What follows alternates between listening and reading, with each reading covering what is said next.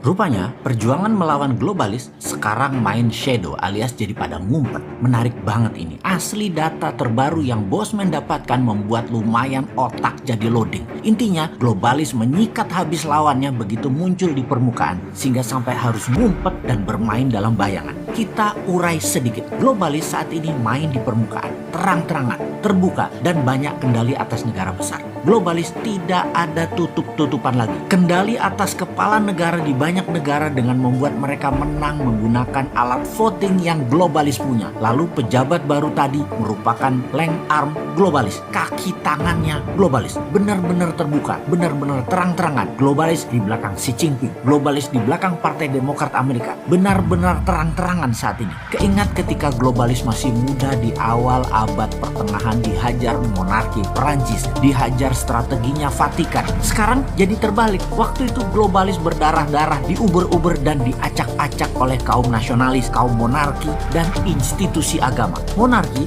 negara atau state, serta organisasi agama sekarang dimainkan dan dikendalikan globalis. Sampai kaum patriotis nasionalis harus ngumpet di gua-gua dan digorong-gorong.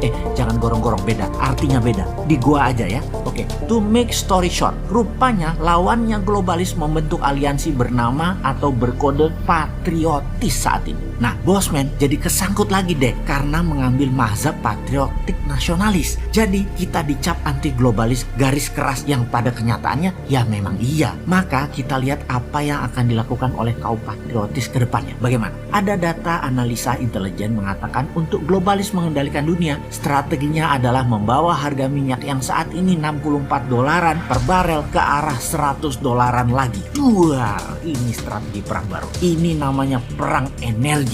Masih too early atau terlalu cepat si Bosman ini informasinya. Tetapi kebiasaan sebagai orang yang melihat sesuatu dari threat analysis, maka yang jauh sudah dianalisa dan diantisipasi walaupun jauh kemungkinannya terjadi atau kemungkinannya masih lama. Apa yang akan terjadi kalau minyak $100 per barel? Ini akan membuat banyak negara semakin tergantung globalis. Sehubungan dengan itu, komoditi lain ikut naik harganya. Dan kalau Indonesia pinter, di sini Indonesia lah harusnya yang paling diuntungkan. Ini yang sering kaum new mind gregetan atas apa yang negara Indonesia harusnya bisa cantik bermain di geopolitik dunia. Nah, koda kapal harus pandai memainkan layar dan kendali, harus pandai memainkan rem tangan dan pedal gas, harus pandai kapan tali layangan diulur atau ditarik. Jadi apa yang kita Indonesia harus lakukan sekarang? Baik, kita ulangi berkali-kali apa yang harus dilakukan jika bernegaranya paham. Negara besar yang punya 1,5 miliar penduduk yang sangat memerlukan kekayaan alam, negara penghasil mineral dan kekayaan alam terbarukan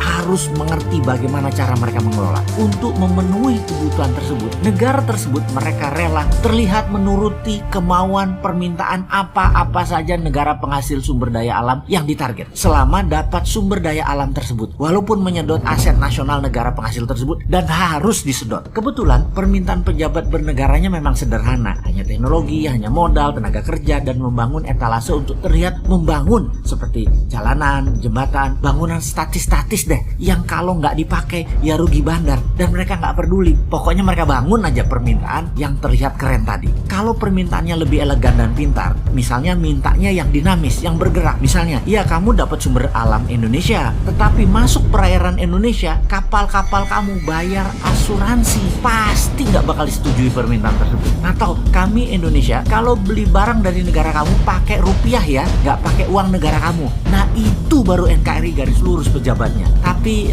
sudahlah, mereka sedang menikmati enaknya jabatan, nggak apa-apa juga. Si Sontoloyo ini hanya sirik aja, sudah goblok, nggak paham, nggak punya jabatan.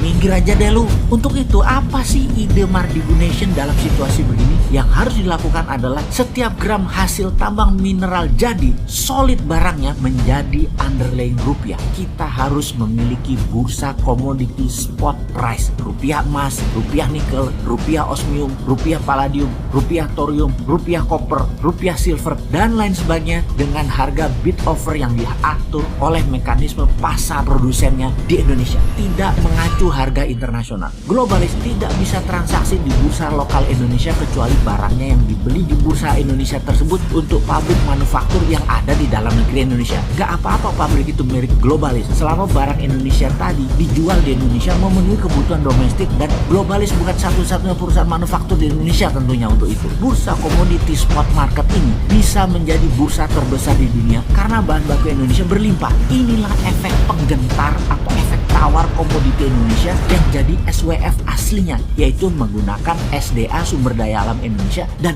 uang Indonesia. Semoga paham bahwa globalis akan membuat BBM ke $100 per barel guna menekan negara nasionalis dan kendali dunia kembali ke tangan mereka. Juga semoga ada solusinya buat Indonesia ya wahai pejabat, kalau ternyata benar-benar $100 tercapai. Jangan gelegepan lo nanti.